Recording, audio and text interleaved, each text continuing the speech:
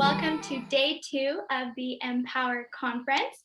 So we are so excited to see all of you back here today, and we can't wait to get started with day 2. So without further ado, I would like to introduce our amazing Game Changers panelists, Cassandra Chin, Sydney Cobbold, and Alison Rockwell. So to get started with the panel, let's have each of them introduce themselves. So let's start with Cassandra. Hi, my name is Cassandra. I'm a personal trainer and fascial stretch therapist, co-founder of Bars and Bells. I apologize for the alarm in the background if you guys can hear that, and instructor and educator for DTS fitness education, as well as multiple seminars in Good Life. Awesome. Hey, everybody. I'll jump in. Sorry, is that okay, Evelyn? Yeah, go for it. Cool. Okay. Hey, everybody. I'm so excited to have you all here today and chat with you.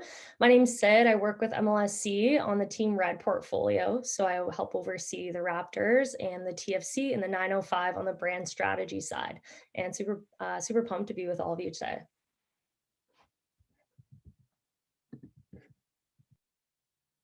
Awesome. Thank you, Sid. Alison, if you want to introduce yourself. Sure, that was classic. I was on mute, of course. Hi, everyone. My name is Alison Rockwell. I am the Director of Business Relations for the Toronto Maple Leafs. It's a front office role that really involves sort of helping further the business objectives of the team, along with our community partners, and both externally and internally. I also work at MLSC, but funnily enough, Sydney and I have actually never had a chance to interact. That gives you a sense of the organization and in some ways how we're structured by teams. I am impressed that all of you are up this early on a Sunday morning to join this seminar. Kudos. I don't think that in university I would have gotten myself out of bed at this hour. So you're already well ahead of the game compared to me. Perfect. Thank you so much. It's so great to meet each of you. I'm Laura. I'm the Director of Marketing, and I'm going to help facilitate the panel today. So just to kick things off, we're not going in any particular order, so feel free to jump in. Our first question for each of you is, what sparked your interest in a career in sports and fitness, and how did you know you wanted to work in this industry?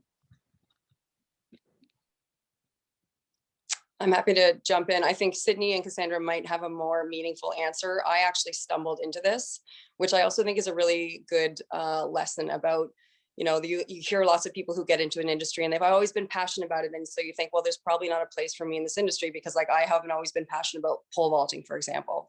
I stumbled into this after I had kids and decided to come back into the workforce and really, landed a small kind of administrative role at NBA Canada. For those of you who don't know, the NBA has a number of regional offices, and we have one here in Canada. It's a small office of about 25 people now, definitely growing. And once I got into the industry in a sort of kind of unique way, not with all this sort of schooling and background, my BA was in like Russian politics, like wonderful language, wonderful country, useless degree, don't do it. But I think what is really insightful from that is that there are skills that I was bringing to it that maybe, not everyone else had in the office, which was, in a certain different creative approach and that sort of thing. So again, I'll pass it over to Sydney and Cassandra, but I don't, my path hasn't been probably structured the same way as everyone, but that shouldn't necessarily be a deterrent at the same time. Yeah, I'll jump in. So I'm kind of the opposite of Alison here now. My first job right out of high school, or in high school, sorry, was in sports. And I kind of always knew I wanted to be in sports, but wasn't 100% sure going into university. I think there was a lot of barriers to get through. But yeah, I've always been interested in sports. I did my postgraduate in sports marketing. And so I was kind of super focused always. I think there's always a space to find, your passion and so forth. But for me, I think I was kind of always passionate about sports and getting into it. Unmute myself. I'm a bit more like Alison. I actually started with a degree in journalism and communications. I've always been passionate about sports and fitness and have been, I started in martial arts for 15 years. And from the journalism degree, I somehow ended up in my now passion of fitness and health and fitness.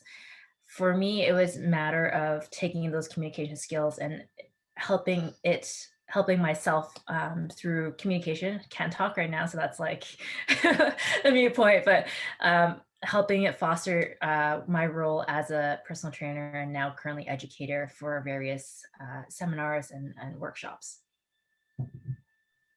That's amazing. Thank you all for sharing. It's really great to see the different ways that you all landed in the sports and fitness industry. So it does go to show that everyone really does have different paths in life. With that, our next question is, so as we know, generally the sports and fitness industry is male dominated. So do you see this to be true in your daily life? And if so, how do you choose to challenge these barriers to pave a path for women in the industry? Guys, do you want to go in the reverse order? Cassandra, do you want to go first? Or Yeah, for sure. So part of the reason I started Bars and Bells in the first place was because of the lack of female personal trainers, female I would say as a whole, there are more female managers because that's where most women feel comfortable going into in terms of health and fitness. But in terms of people on the floor, if you go to any gym, there's a lot of male personal trainers. You see the typical big buff guys training people. And there was certainly a lack of female presence on the floor. So for me, it's always been a matter of showing women that they can be successful on the gym floor and doing what they can. And part of the reason why I've come so far in my own journey, I'm a level 6 trainer at Good Life and currently the only level 6 trainer in Good Life of all Canada.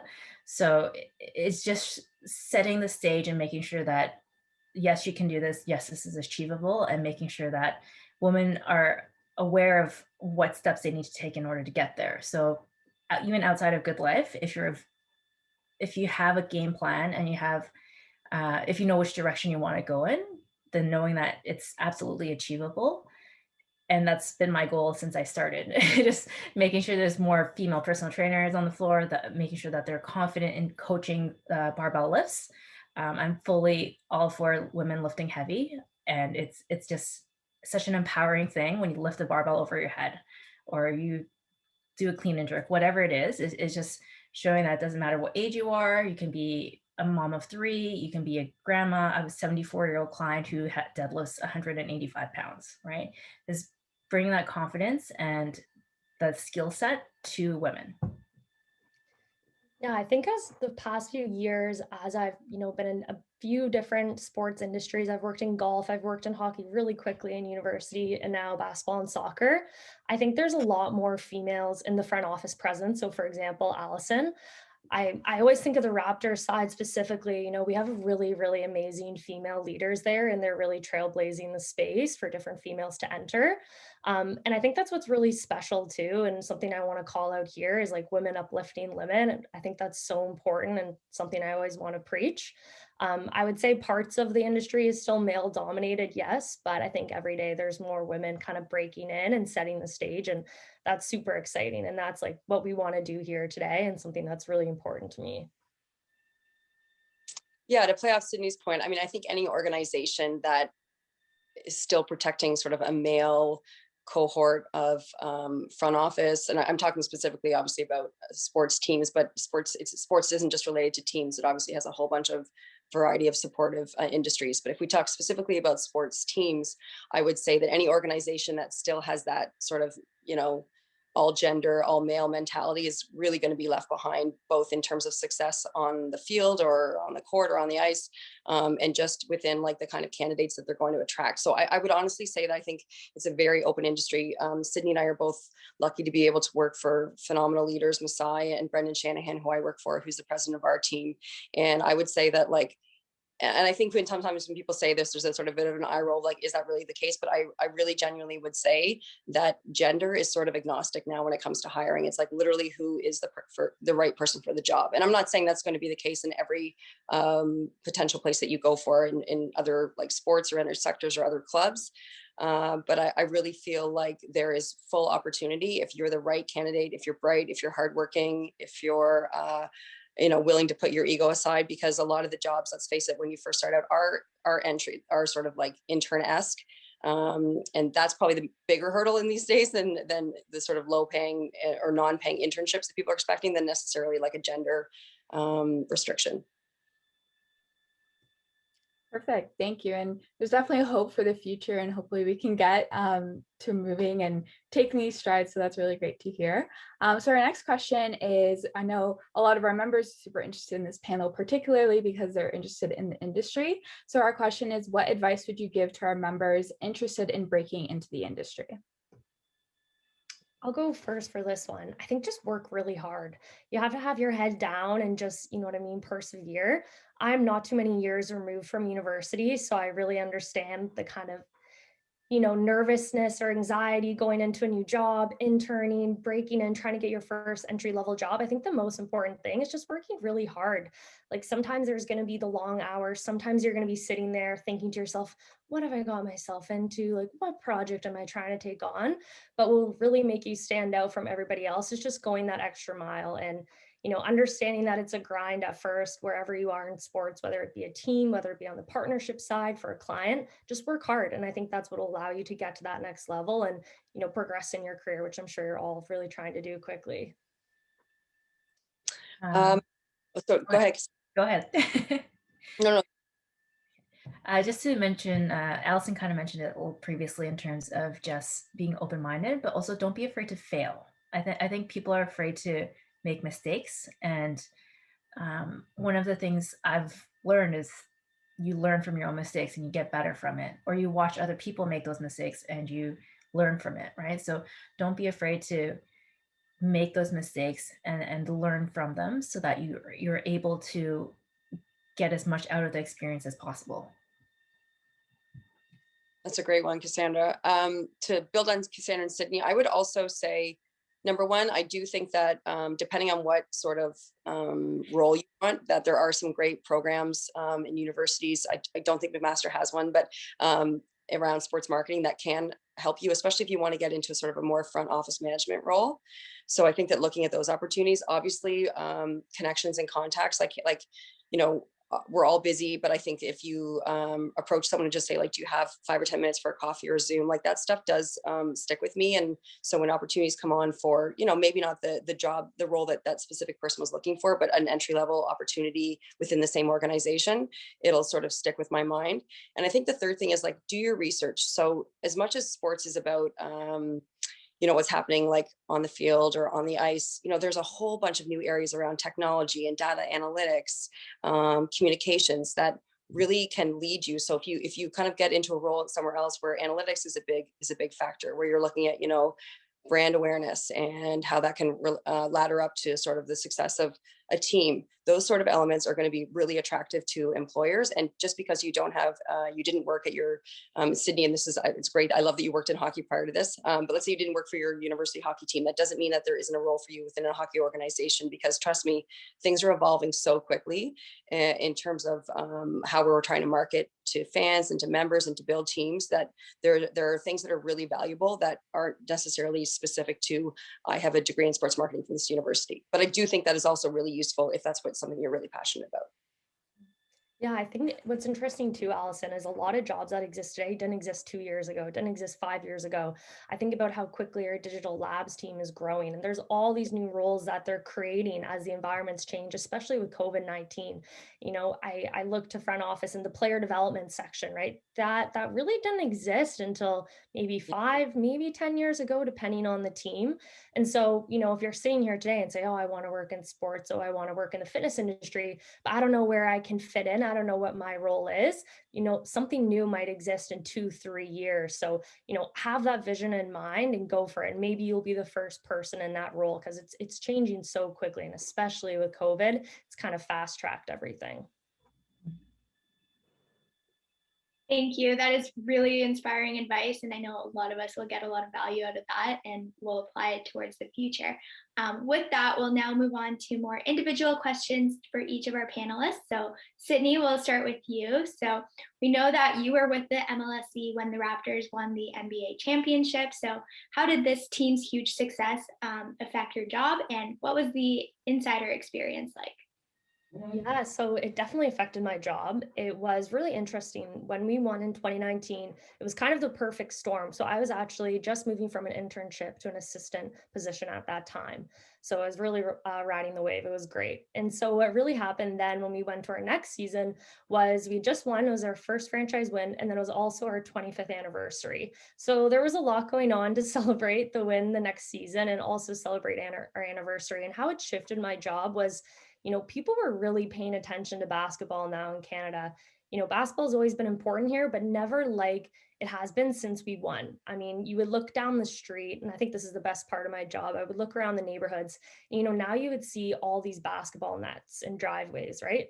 Had usually been hockey nets. And so basketball just totally took over in Toronto. I think everybody's love for it just expanded completely. And now people were all paying attention to our team. We're really, really, wanting to get behind us and cheer us on. So in the next season, we had an amazing opportunity to kind of just build off that growth. And that was like our number one priority for the season after we won, was just really capitalizing on that momentum and then on that fuel of following our team.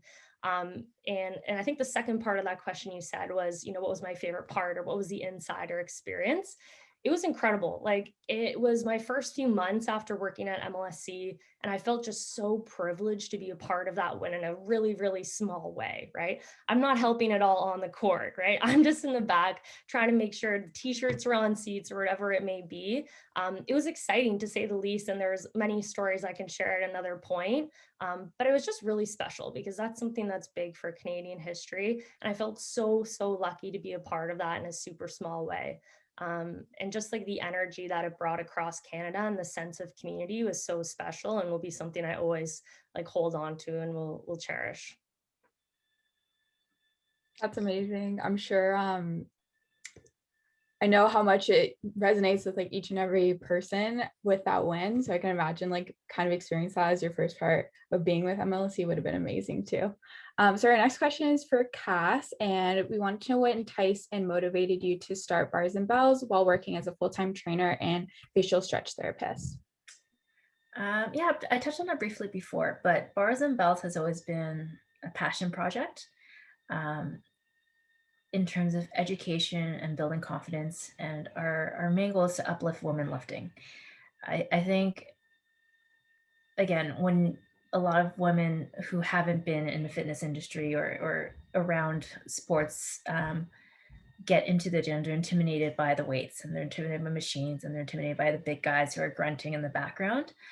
And my main goal is to always build that confidence so that they can get into the pit and lift the weights and get stronger, not just physically, because that will come, but mentally.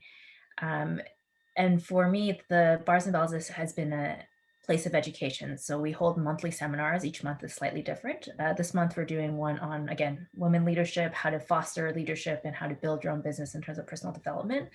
But last month, for example, we had a seminar on intention. What are you doing when you're actually doing an exercise, the movements, the anatomy behind it. And whether you're a personal trainer or you're in the fitness industry or something you're curious about and just want to learn more about, that's what we're trying to build and foster off of. It's something that you can see. When I first started, I was the only female in a group of 15 males in terms of personal training. And it's not that women aren't hired, it's just that they don't last, unfortunately, in the personal training role, and could just be because of the long hours initially. Like we mentioned before, it's Sydney mentioned, there's going to be a grind initially. There's going to be that hard, long days where you need to build yourself and build your business. And so for me, as I grew in the field and the industry, I noticed one of the common denominators was the confidence in showing, whether you know the anatomy and programming of what the exercise is, it's just, can you convey that through communication and can you build a rapport with your clients? So Bars and Bells is always, again, just building that confidence in yourself, in your clients, and just changing your life overall in terms of business.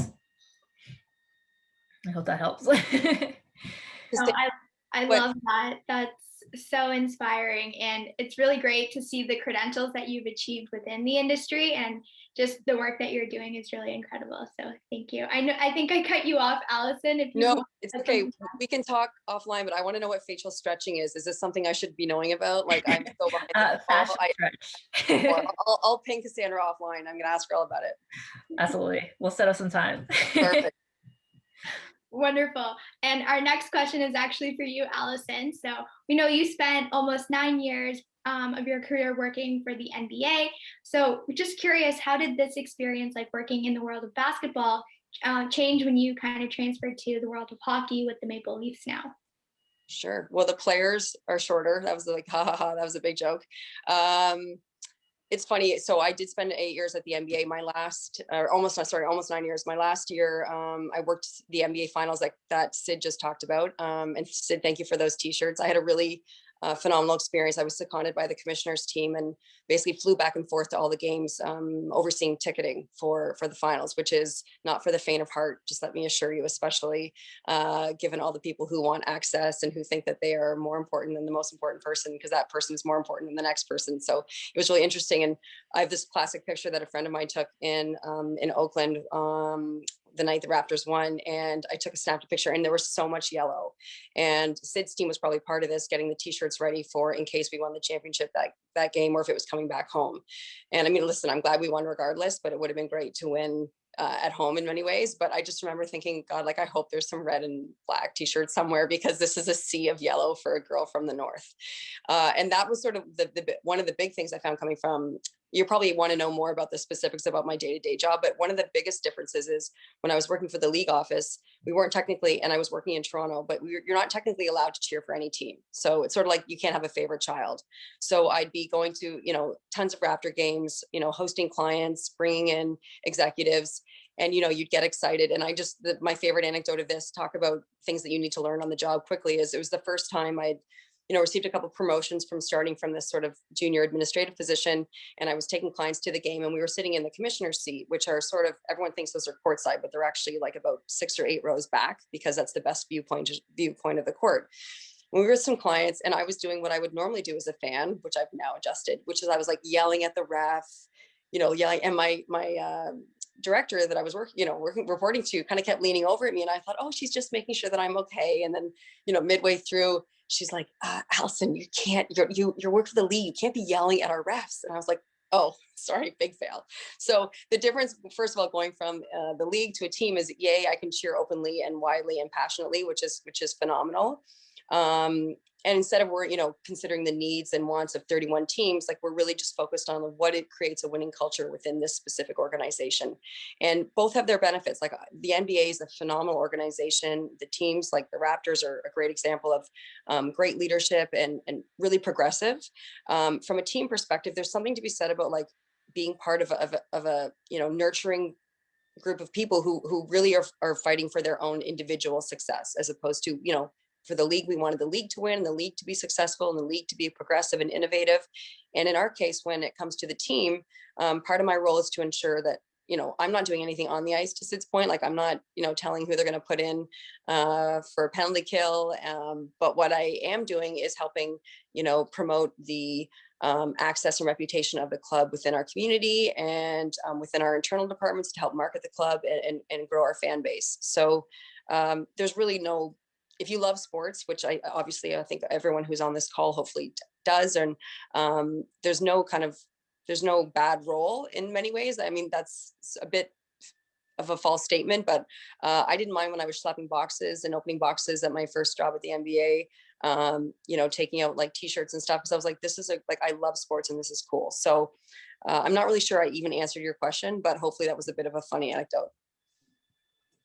For sure. I definitely do not blame you for cheering on your own team and not catching it. So no worries.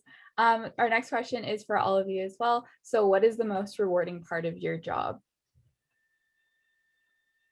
I'll start. Building relationships with my clients and with my team. So for me, when my clients come to me or initially come to me, it's people always want weight loss, or they want to get stronger. Mostly it's weight loss. But it's those moments where we have those talks, and it's like, I can pick up my grandchild or I can pick up my kid, or I was able to bend down and pick up the pot from the bottom shelf. All those little things make everything, all the long hours worth it. It's just those little things that make a big difference that you don't realize that they've lost over the years and they've gained back, going up the stairs without no pain in their knees. So those little things for me are every bit worth the long hours. And sometimes my days start at 4 a.m. and I don't finish till like 9 p.m. And that's just me because I'm crazy. But anytime I have a conversation with my clients and those little tidbits, I'm just like, perfect. Or if my team's teammates get new clients, or their own clients get success, because we're such a big family, and we drive each other insane and we love each other. But those little conversations we have with our own clients are the biggest takeaways for me. I love that, Cassandra. Yeah, for me, my favorite thing probably is the sense of community that sports build. I think that goes back to, how Canada changed, or how a Toronto fan base changed after we won in 2019 for the Raptors. Is just the sense of community. Like, I think when you're talking about sports to friends or to family, it's such an amazing icebreaker. If I'm meeting somebody new and I find out they're an NBA fan, I find out they're an MLS fan, I will talk your ear off. Like, it's just an amazing way to connect with people. And that's what's really special to me. I hear a lot of stories. For example, when I was an intern, I used to see all the fan mail that came in for all of our teams. And it would just be so cool looking on the outside of the letters and seeing where all these letters were coming in from around the globe. Like, it would be Japan, Australia, South Korea, just about anywhere. And the amount of people that it unites is so, so special. And that's, to me, my favorite thing. When I walk around Toronto and I see everybody with their Raptors hat on, everybody with their Leafs hat on, I think that's amazing, because it's, everybody coming behind one purpose. And that's really special to me. Yeah, I'd agree with both Sid and Cassandra. I think, working for the Toronto Maple Leafs, whether you are a fan or not, and I hope that you are a fan, in some ways we have a grave responsibility to ensure that the legacy of this team, which has been built up over, tens and 20 and 30 and 40 and 50 and 60 years, continues. And like, it's an important part of the Toronto community. And we have a really, I think, big responsibility. And I think our ownership and our front office and our management really agree that we have a really big responsibility in order to help ensure access to sport, but also to provide events that allow people to get closer to us, because that like really does enhance their day, if you will. Like, to Sid's point, fandom comes from cheering for the team for sure, but also understanding that the team is giving back into the community, investing in the community, and offering opportunities. International Women's Day is coming up, and we've just announced our partnership with PWHPA, which is the Professional Women Hockey Players Association. And so it's taking our access and taking our platform, essentially, and we have a very wide fan base, and helping move things forward, whether it's EDI, so initiatives, or programs like this, like mentoring programs for young women, or young men as well. That's incredible. Thank you all for all of your answers today. And we would actually like to open up the floor to our audience now. So if anyone does have any questions, please use the raise hand feature and we will call on you. Or if you are unable to do so, you can type in the chat that you have a question and we will let you ask that.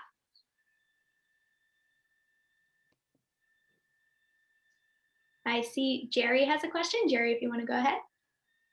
Hi, I think this is more directed towards Sydney. I think she said she did her sports marketing post-grad. So I was just wondering if you could walk us through like what you did as your undergrad and where, and then how that led to where and what you did for your post-grad. Yeah, 100%. Hey, Jerry. So I did my undergrad at Western in marketing and psychology. I did a bit of a dual degree. And then while I was at Western, I had a speaker come in for a sports business club I was involved in, Jonathan Chang. Alison, you probably know him from the NBA. And he spoke about this program at George Brown where he did his post-grad. And it basically gave him an opportunity to work with the NBA, because that's where he did his internship a few years prior.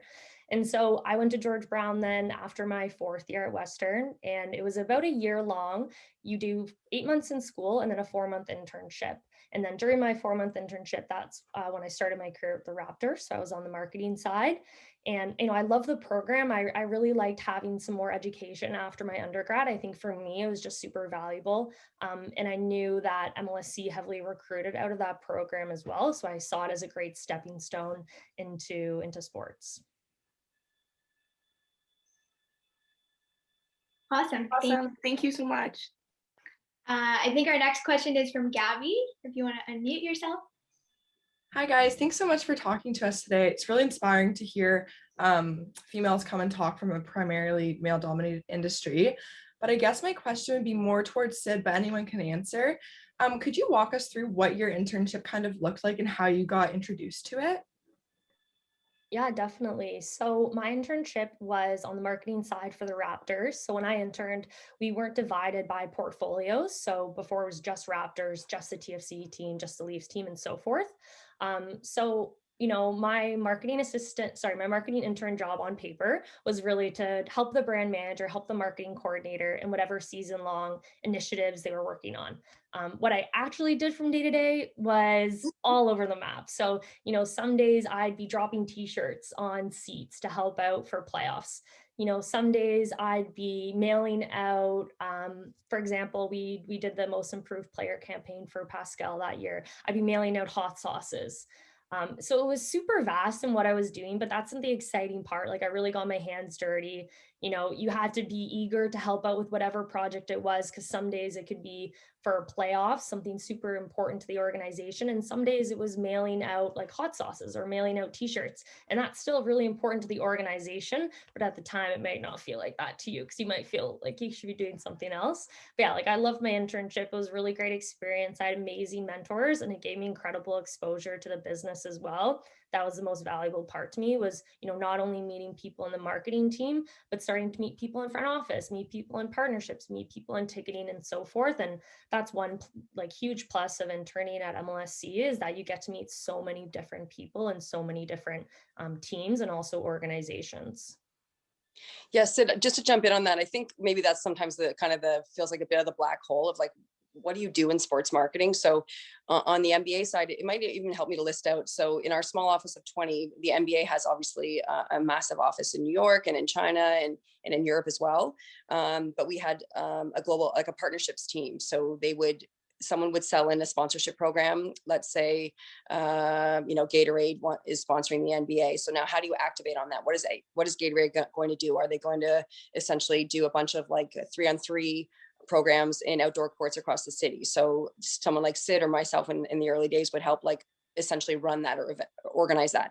You have an events department, you have a social media department, you would have like a data and analytics department, you'd have a membership department. So there's a variety, even in a small league office, and MLSC is kind of, larger groupings. Like there's a community team, there's digital labs, there's partnerships, there's ticketing and membership, there's content, there's production. So when going back to, where's my role, the thing about getting into a larger organization like MLSC and a smaller organization like the NBA is that you get a lot of opportunity to sort of taste test a bunch of different roles and figure out like, this is where I think I can really excel, or these are where the opportunities are. Because sometimes something that you're excelling at, maybe there isn't an opportunity. No problem. Go learn something else, because I guarantee you that the skill set that you've learned in that other thing will come back and buffer up your resume or your experience the next time you want to actually, apply to that specific position or specific department.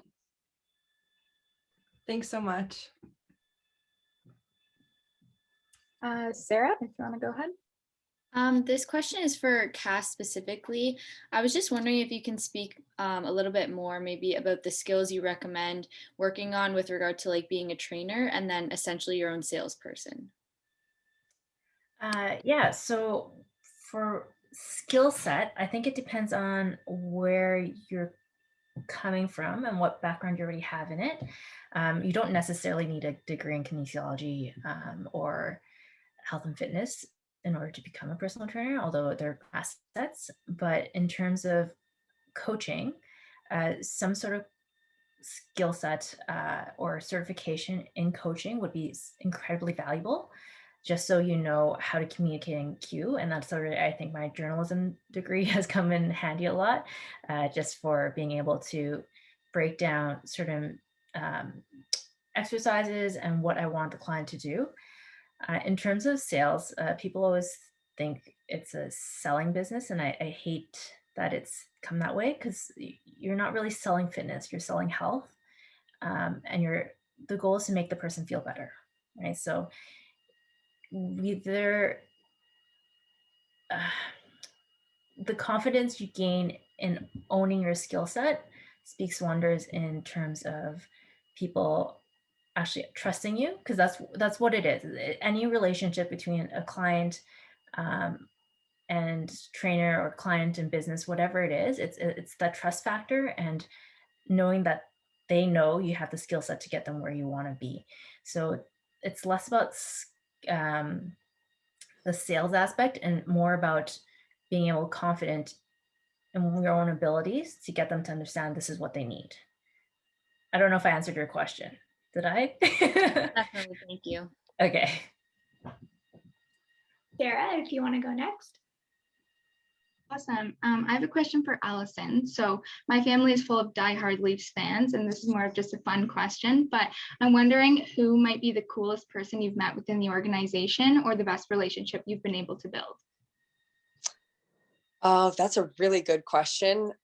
I would say like our the players are great. Like I have, my role involves regularly dealing with our players and helping them like fulfill, partnership obligations or brand obligations, helping them with like media avails and things like that. We have a great media relations team that mostly handles that. But so I have a lot of engagement back and forth with our players, with front office. I think honestly, it's I would say it's our alumni. So and if your family's diehard Leaf fans, and they're obviously going to be older, probably some of them are older than you, seeing like Doug Gilmore and Cliff Fletcher and Wendell Clark and people like that, who are genuinely great humans, great ambassadors for the sport. They do a lot on behalf of the team, but they also do a lot in their own communities. And so I think when I realized that, like, being a player, hopefully you have a very long career, and then you've got a lot of opportunities. Some players, go and retire happily in sort of anonymity, quietly, and don't really want to have anything to do with the sport. Not because there's any bad blood. It's just like they're done and tapping out.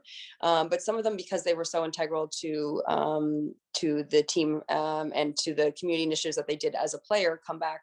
And so I think just like understanding that, in our society, there's a lot of, I would say, ageism in many ways. And so you think like, it's very easy to sort of narrowly think of, who are you for me in the moment? And what I love about our organization is that we really value the alumni and hearing their stories and how they really reach out to members of the community, especially like those in their like 40s and 50s who had a real love affair from the Leafs when they were players. That's probably it for me. Thank you. Tenzin, if you want to go ahead. Hi, thank you so much for talking with us today. Everything you guys have been saying is truly inspiring. So with COVID-19 happening around the world, how did that affect like all of your jobs? Because I know there were no games for a while and gyms were closed. So anyone? Cass, you want to go first as the entrepreneur? So the big switch for me was making everything virtual. So from in-person one-on-one, being able to touch and be tactile with my clients and moving them to positions, to having to actually change. Sorry, my birds are really loud in the background. So having to change everything. And again, it comes to queuing and communication on that virtual aspect. So getting my clients to like, okay, I need to shift your camera this way so I can see your lower body, or tilt it up a little bit so I can see your upper body, and just being able to communicate that. So everything's kind of been moved to the virtual world for me. That's the biggest thing. It's just adapting to everything that's changed and knowing that one day we will be back in the gyms. Alison or Sydney? For me, it was actually, it was almost hard for me because we obviously had the bubble in Toronto, and we were a part of that for a period of time. And so it was almost in a way hard to not be able, you have a really close relationship with your coworkers. I work with great people. It's a busy, fast-paced. Probably the answer to one of the earlier questions, what do you love about your job the most, is how fast-paced it is. And that's something that I thrive on.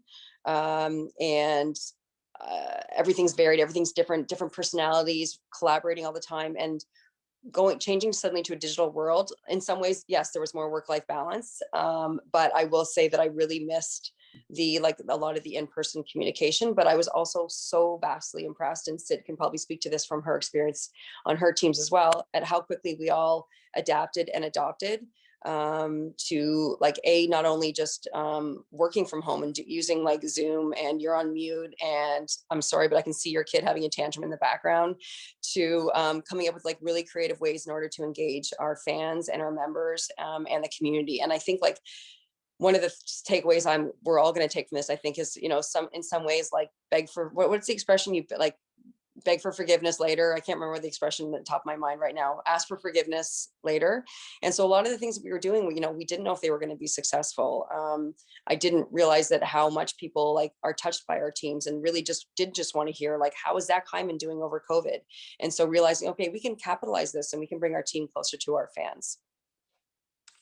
Yeah, I think for me, probably the hardest part was two parts. Similar to what Alison said, was the social aspect of not seeing my coworkers face to face, because you spend so much time with these people. I spend more time with my coworkers than my family, to be honest, especially when you're busy in season or in playoffs. So for me, I just really, really missed having those conversations at the coffee machine, grabbing a quick lunch with somebody. I think that's super valuable. And so I definitely miss that. And I think the second part of it was, while my job isn't largely, the game day experience, game ops, there is still a part of it. So not being in arena and not feeling that energy was something I really missed, because to me, there was nothing better than walking in on a game day.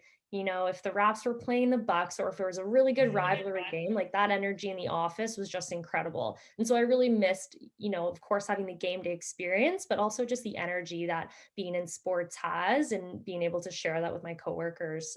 But you're able to adjust, right? I've been working from home for over a year now. I've realized how important it is still to call your coworkers and just to check up on them and just to catch up, rather than just talk about what's going on in work. So I think people have adapted to it now, but it was definitely a huge shift at the time.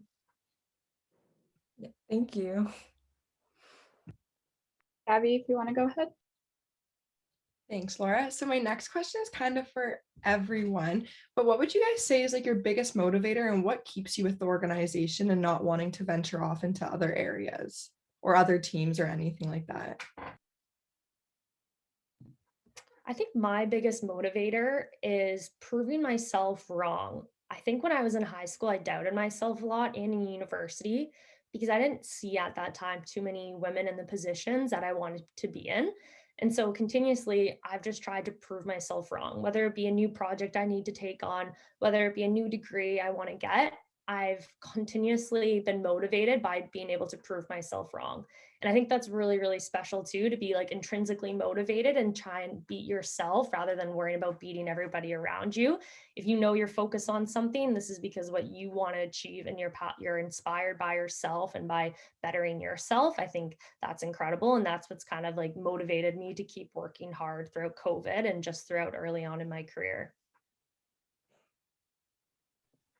Zid brings a really good point in terms of intrinsic versus extrinsic, and just having that internal motivation and setting your own goals.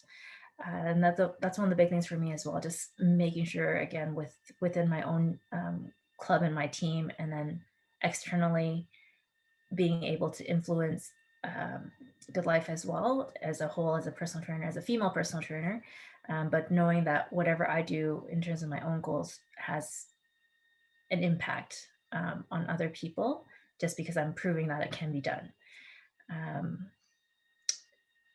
Yeah. Alison? No, that's good. No, that's totally good. I think I'm obviously a bit older than, I say obviously, but I'm going to do this facial stretching with Cassandra, and I'm going to come back here looking 20 years younger. But I'm older than Sid and Cassandra, but I would say that for me, it's morphed into, I do have a unique role. There aren't a lot of women in front office management. I think that is, like I said, changing, which is phenomenal. But I almost feel like one of the things that empowers me every day is to represent that women can, of course, do these roles just as anyone can. And I think that that's women in sport and girls not dropping out of sports. I have 3 daughters. Like, I think what we're representing is, and I think it was Michelle Obama. So I did not coin this phrase, is like, if you can see it, you can be it. I'm not trying to in any way, or Kamala, sorry. I'm not trying in any way ascribe my role to that of the Vice President of the United States. But my point is, if you don't see women in the types of roles that Sid and Cassandra running her own business, and Sid doing her role with the Raptors and TFC, and myself, like, you don't see that that's an opportunity. And I know that we're in 2021, but there aren't a ton of females still in this industry that in the levels where I am right now in management. And I hope that all of you, like, I look back in 10 years and all these women are completely filling up the ranks, because I think the opportunities, especially in sport, and especially, again, like, I'm talking specifically around hockey, but the growth of women's hockey in this country, and the Olympics coming back, fingers crossed, with COVID, et cetera. The sky's the limit in what in what you can do. So I think that I'm finding that a new motivation as I'm a bit older, is it's like, sort of like, I feel a responsibility for people to know that, like, there are these roles, come and take them. Like, why not you? Yeah, I think exactly what Alison's saying is representation matters. And I think that's so important in 2021, whether it be women in front office, whatever it is, wherever, representation. Coaching, refereeing, Exactly, exactly. It's so important. And I think that's what we all want to do here and be a part of. Thank you. I think these events are so important for that way, to show us that there are so many opportunities that we may not even notice or know about, because in university we're not taught exactly like every path that there may be. So thank you for that. That was a really great question and incredible answers. And Alison, I love how you said, why not you? That's something that's been so prevalent throughout our conference this weekend. So definitely something that resonates. So now I'll pass it on to Kirsten if you want to ask your question. Yeah, my question is for Sydney, and I was just wondering, during your internship, if you were exposed to multiple careers that you could pursue after your internship, or if that's something you had to seek out yourself. Yeah, that's a really great question. I think one of the best parts about interning at MLSC was the exposure I had, not only in marketing, but to other departments. So your internship goes by really quick, right? It's only 4 months, and there's about 50 interns that we had for each section. So 150 interns that come in and out through MLSC in a year. So it's really important to make your impact and to make your impression. So for me, my kind of goal I set out was making sure I learned about as many different departments or business units within MLSC while I was there. So I got to shadow for game ops. So for example, on the Leaf side or on the Raptors side, I could experience what it was to call the shots behind the scene for a game. I talked a lot to the partnerships team, so the one closing the deals with Scotiabank or with Tangerine or with Google or whoever it may be. Of course, the front office aspect, I was able to sit in meetings and just listen and learn, which was really special. The creative side, which is really interesting, the video production side. I remember when I was interning, I got to help them collect all these videos that we were preparing for a playoff hype spot.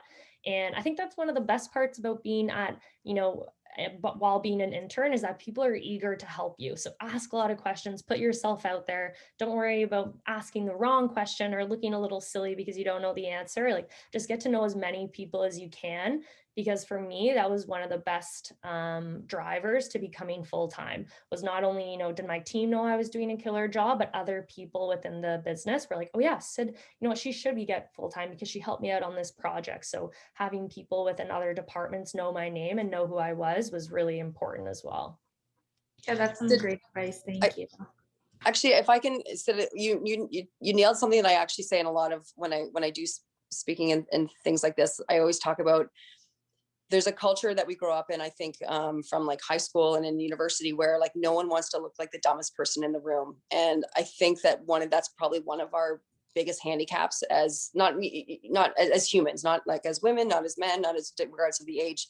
And I think one of the liberties, and I think something that I like really challenge everyone is to like, it's okay to be the dumbest person in the room, because I guarantee you, if you're like, I don't get this, but you're too scared to ask the question, there are 5 or 6 other people that also don't get it. And by you just saying, I'm sorry, I'm totally lost on like why we're doing this initiative, or what you're asking of me, or what the outcome is you're looking for, that it'll A, give you clarity that you need, B, show that you're willing to be confident enough to ask that question, and then actually do a kick-ass, if I can say job at the outcome, because you know exactly what is being asked of you, as opposed to leaving a meeting going, I have no idea what that was all about, or what they're expecting of me, or why we would even do this. I think part of that may come with age, so it's easy for me to say that. I'm in my early 40s, but part of that is, you know, even our team president is, who I have such a great respect for, Brennan, will be the first person to say, I don't get it. Like, why are we doing this? And then everyone sort of starts to talk about it, and no one really knows why we're doing it. It's just like, let's say we've always done it. And without having asked that question, change wouldn't occur. So just to build a little bit on what Sid said, like, I would really challenge yourself to sort of get comfortable in sort of like not knowing, and being brave enough to say, hey, I'm lost. Can you help me out? It does not mean you're dumb. It doesn't mean you don't get it. It means you're willing to challenge norms maybe, or just find out exactly what it is that everyone needs to hear in order to make the program, the plan, the initiative better. Yes, thank you. That's amazing. Such inspiring insight. I would love to open up the rooms for networking. I know Tenzin, you have a question, but we will open up the room so you can ask it personally, and that way everyone else can network. So our breakout rooms will open in a couple seconds. There is one for each of our panelists, and you can just hop between rooms, and you'll be able to see that pop up on your screen now.